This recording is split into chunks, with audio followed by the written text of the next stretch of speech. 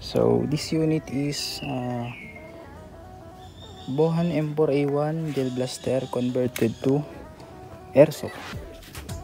So yung mga napalitan natin dito is yung kanya inner barrel na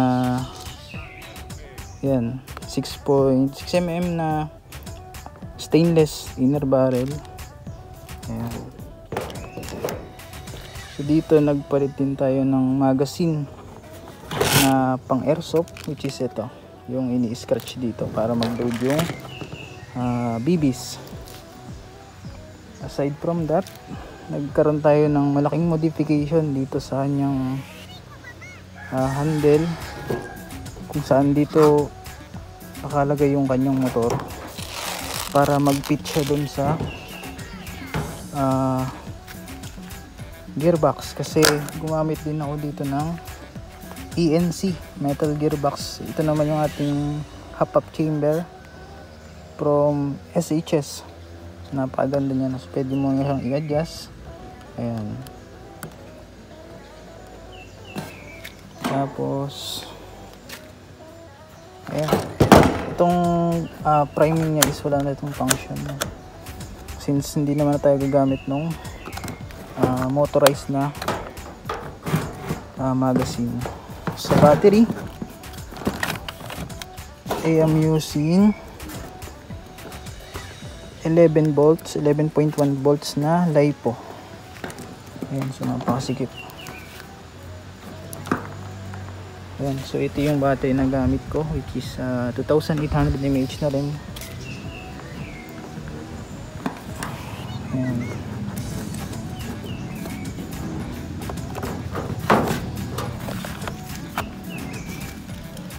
Yung spring ko pala dito ay M130 from HSS din. Semi and auto is functioning. So yung problema ko na lang dito is yung overspeed nya, no?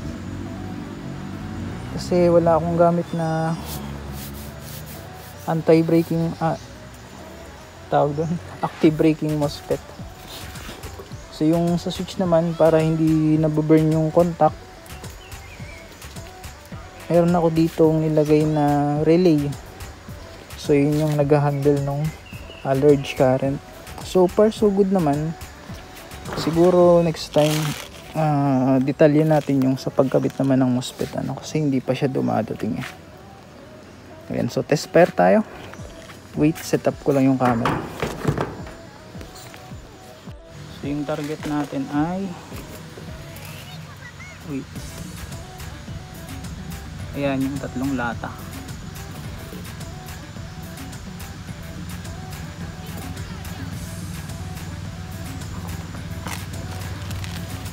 So dito scratch lang natin ito para mag-load yung kanyang keys. Okay, semi.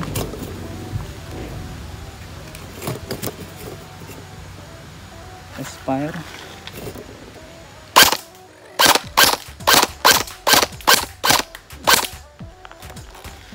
Okay.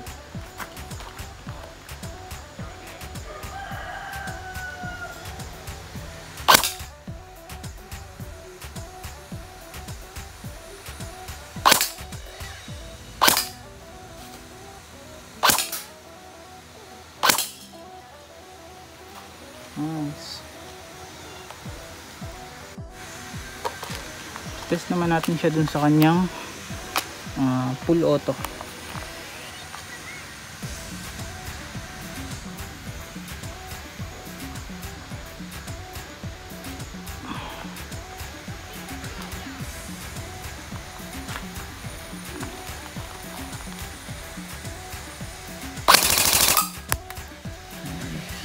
Ayun, so dito try naman natin sa glass. Tip lang natin to.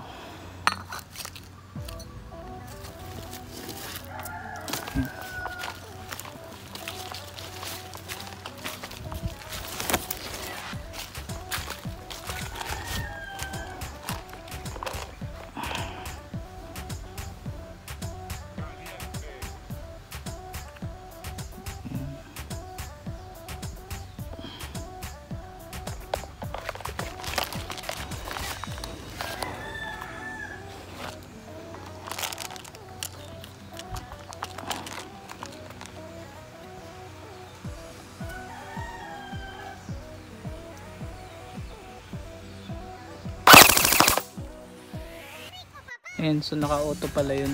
Tayin natin ang semi.